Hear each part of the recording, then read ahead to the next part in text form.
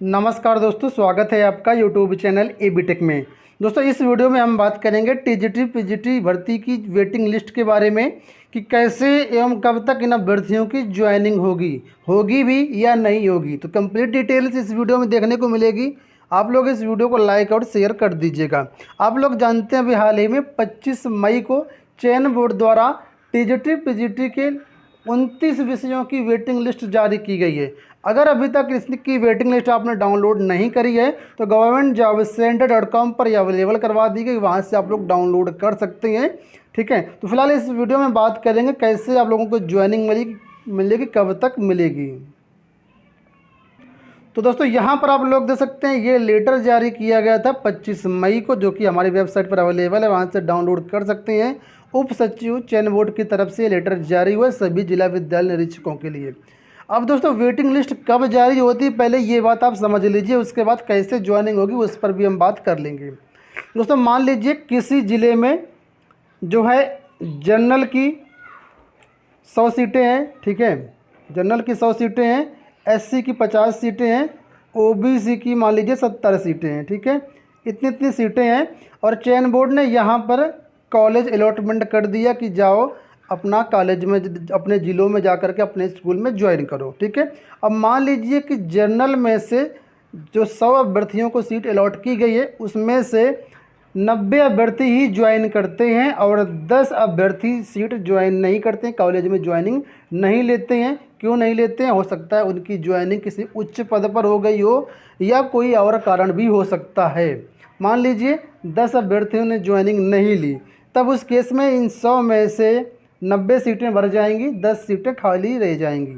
ठीक है, तो ये 10 सीटें जो खाली रह जाएंगी इसकी जो सूचना होती है ये डीआईओएस चयन बोर्ड को देते हैं कि 100 सीटों में से 90 अभ्यर्थियों ने कार्यभार ग्रहण कर लिया है, 10 अभ्यर्थियों ने कार्यभार ग्रहण नहीं किया है। उस केस में जो है चयन बोर्ड वेटिंग लिस्ट वाले अभ्यर्थियों की लिस्ट जारी करता है। इसी तरीके से दूसरी कैटेगरी में भी हो सकता है। एससी मान लीजिए 50 अभ्यर्थी थे, 50 में से 45 ने ज्वाइन कर लिया, 5 ने ज्वाइन नहीं किया, तब यहाँ पर जो है 5 अभ्यर्थियों की वेटिंग लिस्ट जारी होती है। ठीक है, और ओबीसी की मान लीजिए ये 70 सीटें थी, 70 सीट में मान लीजिए इसमें से 62 लोगों ने ज्वाइन कर लिया लेकिन 8 लोगों ने नहीं ज्वाइन किया, तो ये 8 लोगों की वेटिंग लिस्ट चयन बोर्ड द्वारा जारी होगी। यहाँ पर हम सिर्फ एक विषय की बात कर रहे हैं, इसी तरीके हर विषय में होता है।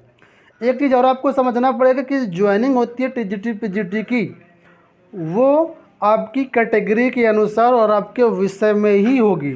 ऐसा नहीं है कि आपका जैसे सपोज करो हिंदी विषय है और आप जनरल कैटेगरी के अंतर्गत आते हैं तो ओबीसी में आपकी ज्वाइनिंग नहीं होगी, एससी में आपकी ज्वाइनिंग नहीं होगी। अगर उस विद्यालय में उसी कैटेगरी का, यानी आपकी कैटेगरी का जिस कैटेगरी में आपका अलॉटमेंट हुआ है उसी कैटेगरी में सीट अवेलेबल है तभी वहाँ पर ज्वाइनिंग होगी।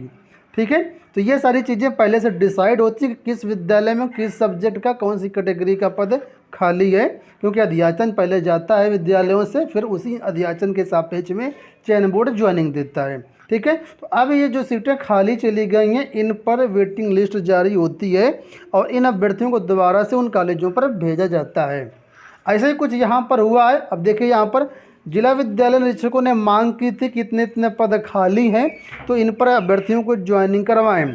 तो चयन बोर्ड ने क्या किया है कि चयन बोर्ड ने इस बार क्या यह किया है कि सीधा कॉलेजों में अभ्यर्थी नहीं भेजे हैं। चयन बोर्ड ने जो मेरिट सूची है, जो चयन बोर्ड ने परीक्षा करवाई थी, इंटरव्यू लिए थे, उसकी जो फाइनल अंक की मेरिट सूची है, फाइनल अंक की मेरिट सूची आप लोग जानते होंगे 500 के हिसाब से बनी है, 500 पूर्णांक के हिसाब से बनी है, जिसमें से 425 अंक का आपका लिखित परीक्षा थी, 50 नंबर का इंटरव्यू था और 25 नंबर का भारांक के स्पेशल नंबर थे। तो इस तरीके से 500 नंबर के पूर्णांक के हिसाब से जो मेरिट बनी है, ठीक है, उसमें से टॉप में जो अभ्यर्थी थे, जितनी सीटें थी उतने लोगों को ऑलरेडी ज्वाइनिंग दे दी गई थी। उन्हीं में से कुछ लोगों ने ज्वाइन नहीं किया, उनके स्थान पर ये अतिरिक्त वेटिंग लिस्ट जारी होती है। तो अब जो वेटिंग लिस्ट जारी की गई तो चयन बोर्ड की ऑफिशियल वेबसाइट पर जाएंगे तो सभी विषयों की वेटिंग लिस्ट अवेलेबल करा दी गई है। वेटिंग लिस्ट जैसे आप अपने विषय की खोलेंगे तो कुछ इस तरीके से आपको यहाँ पर दिखेगा। यहाँ पर हमने ये वेटिंग लिस्ट खोल रखी है जो कि टीजीटी हिंदी की है। ठीक है, अब यहाँ पर कैटेगरी वाइज अभ्यर्थियों के नंबर, नाम सब कुछ लिखा है इसमें। ठीक है, कितने कितने नंबर मिले वो भी आप लोग दे सकते हैं। जैसे यहाँ पर अगर आप देखें तो पहले नंबर पर वेटिंग लिस्ट में है ये अभ्यर्थी हैं लतिका सिंह, जनरल कैटेगरी की हैं, उप श्रेणी कोई नहीं है, और इनके 500 में से 457.44250 अंक हैं। दूसरे स्थान पर ये हैं योगेंद्र कुमार, जनरल के ये भी हैं, इनके नंबर 457.34000 हैं। मात्र देखें तो पॉइंट में ही कुछ का अंतर है, ठीक है। तो ये वेटिंग लिस्ट जारी कर दी गई। अब इसमें ज्वाइनिंग कैसे होगी वो समझिए आप लोग। जैसे सपोज करो किसी भी एक पर्टिकुलर ज़िले की बात कर लेते हैं, जैसे सपोज करो इलाहाबाद में टीजीटी हिंदी जनरल के 2 लोगों ने ज्वाइन नहीं किया, ठीक है, 2 लोगों ने टीजीटी हिंदी जनरल के अभ्यर्थियों ने ज्वाइन नहीं किया। तो वहाँ के जो DIOS हैं इसी सूची से पहले नंबर पर इनको कॉल करेंगे, इनको लेटर भेजेंगे कि हाँ इस कॉलेज में इस कैटेगरी की यानी इनके विषय की जो सीट है वो खाली है, आप यहाँ पर ज्वाइन कर लीजिए आकर के, ठीक है। और दूसरे 2 सीटें खाली हैं, दूसरे नंबर पे इन अभ्यर्थी को यहाँ पर जो नाम लिखा है, एड्रेस लिखा है, इस एड्रेस पर इनको लेटर भेजेंगे कि हाँ इस कॉलेज में इस सब्जेक्ट की ये सीट खाली है, आप लोग इतने समय तक आकर के ज्वाइन कर लीजिए, ठीक है। तो ये अभ्यर्थी हो सकता है आकर के ज्वाइनिंग कर लें, या हो सकता है इनकी भी कहीं पर जॉब लग गई होगी। तो मान लीजिए दूसरे नंबर वाले जो अभ्यर्थी हैं इन्होंने ज्वाइन कर लिया आकर के, पहले वाले अभ्यर्थी ने ज्वाइन नहीं किया, हो सकता है इनकी कहीं उच्च जगह पर जॉब लग गई हो, क्योंकि ऑलरेडी 5-6 महीने या साल भर भी हो चुके होते हैं, ज़्यादा भी समय हो चुका होता है। तो हो सकता है कहीं उच्च शिक्षा में इनकी जॉब लग गई हो, कोई ऊँचे पद पर नौकरी लग गई हो। तो मान लीजिए पहले ने ज्वाइन नहीं किया लेकिन दूसरे ने ज्वाइन कर लिया, तो क्या करेंगे, इन जैसे लेटर भेजेंगे तो वहाँ से अभ्यर्थी अपना जो भी लेटर भेजें कि हमारी जो जॉब है वो इस डिपार्टमेंट में इस पद पर लग गई, हम यहाँ पर ज्वाइन नहीं करेंगे, या तो फ़ोन कॉल से बता सकते हैं या फिर लेटर भी भेज सकते हैं DIOS ऑफिस को, ठीक है।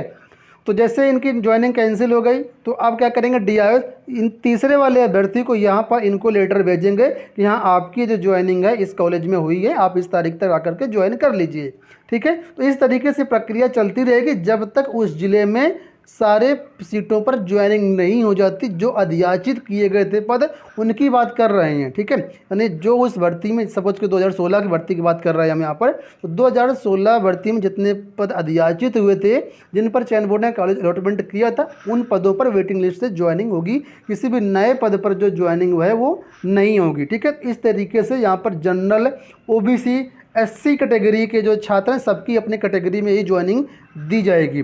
और जैसे ही कोई अभ्यर्थी इस वेटिंग लिस्ट, जैसे ही कोई अभ्यर्थी ज्वाइन कर लेता है तो उसकी पूरी सूचना जो है DIOS ऑफिस चयन बोर्ड को भी देते हैं कि हाँ इस अभ्यर्थी ने इस कॉलेज में इस तारीख को इतने बजे ज्वाइन कर लिया है, ठीक है। तो ये सूचना जैसे चयन बोर्ड के पास पहुंच जाती है, चयन बोर्ड उसको अपने रिकॉर्ड में मेंशन कर लेता है, और जो उसके सीनियर डिपार्टमेंट सरकार को हो गया, निदेशालय को हो गया, या जो शिक्षा विभाग माध्यमिक है वहाँ पर सबको भेज देता है कि हाँ इस आदमी ने यहाँ तक ज्वाइन कर लिया है, और पूरी जो फाइल है आपकी डॉक्यूमेंट्स की वो हर जगह पहुँच जाती है और आपकी नियुक्ति पक्की हो जाती है, ठीक है। तो इस तरीके से ये काम होता रहता है।